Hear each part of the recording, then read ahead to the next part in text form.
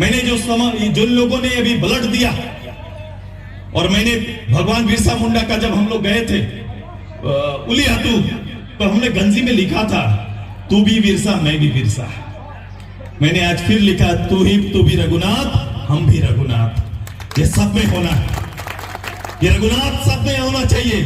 ये रघुनाथ का गुण और नेचर और उनके शहादत का जो रोल है ये सब में विद्यमान होना चाहिए। यही सबसे बड़ी शहादत होगी, यही श्रद्धांजलि का सबसे बड़ा विषय होगा। अगर ये विद्यमान नहीं है तो आपके लिए मेला है, आपके लिए कार्यक्रम है, लेकिन ये विद्यमान है तो आपके लिए इनकलाब है, आपके लिए क्रांति है।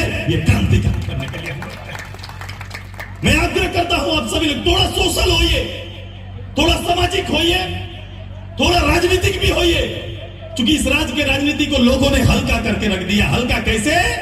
जो चरित्र राज्य में आया है। मैं लगातार बोलता हूं और प्रथम दिन से ही मैंने कहा था ये झूठ और लूट की सरकार बनी हुई है।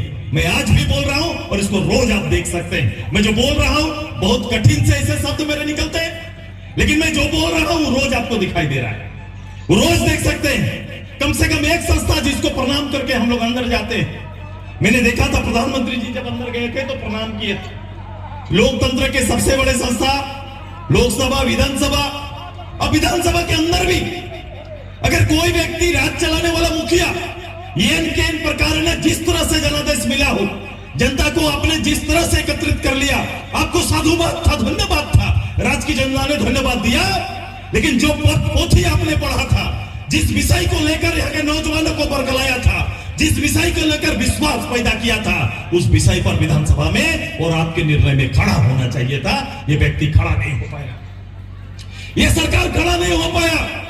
वो पहले क्या बोला कि जिस दिन मैं आऊंगा सबसे पहले यहाँ के लोगों के लिए, यहाँ के बेरोजगार के लिए नियोजन नीति लेके आएंगे और स्थानीय नीति भी बनाएंगे। बोला था कि नहीं बोली? बोला था कि नहीं बोलिए? बोले थे कि नहीं? ये राज्य का मुखिया बोले थे। और राज्य के मुखिया जब विधानसभा के अंदर जाते हैं, डॉक्टर लंबोदर महतो, धन्यवाद दीजिए, ये संगठन का नहीं राज्य का नेतृत्व करता है।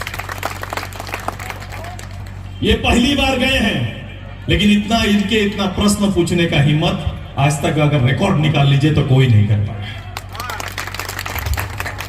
ये ताकत है, ये क्षमता है। और जब हम लोग पूछे, जब इनका क्वेश्चन किया, हम लोग ने खड़ा होकर पूछा, तो उसी पटल पर खड़ा होकर पहला बयान आता है, बोला ये कभी नहीं हो सकता है। आपने सुना था सबसे पहला बयान मुख्यमंत्री का क्या था? जिस बात को बाहर बोल के आए उसी को अंदर जब बोलने का बारी आया तो बोला ये कभी नहीं हो सकता। लेकिन अचानक 3 साल बीत जाने के बाद पहले क्या बोले? 6 महीना के अंदर, 1 महीना के अंदर पहला कैबिनेट क्या था? ओबीसी को आरक्षण देंगे,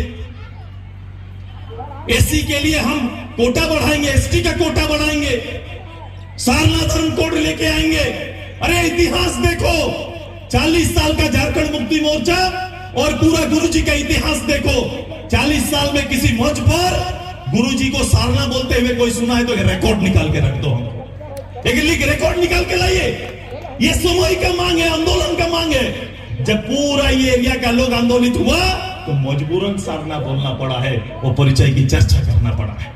ये लोग कभी नहीं बोलते थे, ये लोग कभी भी नियोजन नीति, स्थानीय नीति विषय नहीं था। वो तो चाहते थे जितना दिन विषय रहेगा उतना दिन राज करेंगे।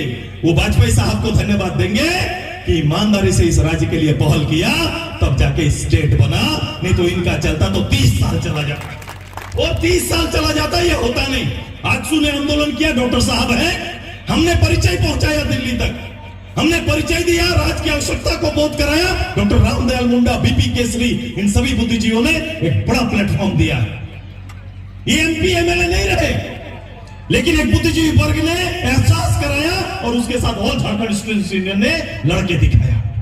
ये दोनों का तालमेल से ये काम संभव हो पाया। भी अब ये बोल रहे हैं हम लोग 1932 मांगा, ये बोल रहे हैं 1923 ले लीजिए, यही ना कर रहे हैं। अरे भाई 1932 के जगह 23, हम लोग बोले थे 3-2, ये बोल रहे 2-3 से चलाइए। कर रहे हैं कि नहीं? ये 2-3 से चलाने बोल रहा है, 60-40। ये नया फॉर्मूला है, ये नया फॉर्मूला लेके आए। और नया फॉर्मूला में नियोजन करने जा रहे हैं। सब उपाय था उड़ीसा, बंगाल, बिहार कर रहा है, ये चाहते ही नहीं है। मैंने इसीलिए कहा ये झारखंड का आज और कल दोनों बर्बाद कर रहा है।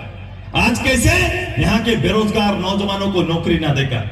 अरे नौकरी आसान नहीं है। राष्ट्रपति शासन भी रहता तो हर साल 25-30 हजार लोगों को नौकरी हो ही जाता है। रिटायर करता तो उसके जगह पर कोई पॉलिसी के तहत आता भी। आपने कोई बड़ा काम नहीं किया। 3 साल से एक तो नौकरी का दुकान लेकर चाबी लेके घूम रहे हैं, नौकरी देंगे, नौकरी देंगे, नौकरी देंगे। पूरे राज्य का बंटाधार कर दिया है। पूरे राज्य के राजस्व का क्षति किया है। पूरा राज्य का कोई दिशा नहीं है कि राज्य कहां जा रहा है, राज्य की प्राथमिकता क्या है। मैंने कहा कल इसलिए कि 3.5 लाख पद में से 2 लाख टीचर का पद है। स्कूल में टीचर नहीं है, और टीचर नहीं है तो कौन टीचर नहीं है तो किसका क्षति है, किसका नुकसान हो रहा है? भाई साहब, किसी बाहर के लोगों का नुकसान नहीं, हमारे गांव के आदिवासी, हरिजन और ओबीसी का बच्चा का नुकसान हो रहा है, किसी और का नुकसान नहीं हो रहा है। गांव का स्कूल में कौन पढ़ता है? गांव का स्कूल में जाके देखिए कि 99% ST SC OBC का बच्चा ही पढ़ता है। दूसरा बच्चा वहां पढ़ने नहीं जाता। आप अपने लोगों का सबसे बड़ा दुश्मन बनकर सामने आ रहे हैं। आप आज को बर्बाद और कल को भी बर्बाद कर रहे हैं। यह तैयारी सरकार का है। अब सरकारी रूप से काम करने वाला सबको बोला समान काम का समान वेतन। समान काम का समान वेतन मिल रहा है क्या? मिल रहा है क्या? भूल गया फॉर्मूला। हाउस के अंदर एक बार नहीं, तीसरा बार जब 3 साल बाद गए, और ये गए को जब दरवाजे में ABCD गया था।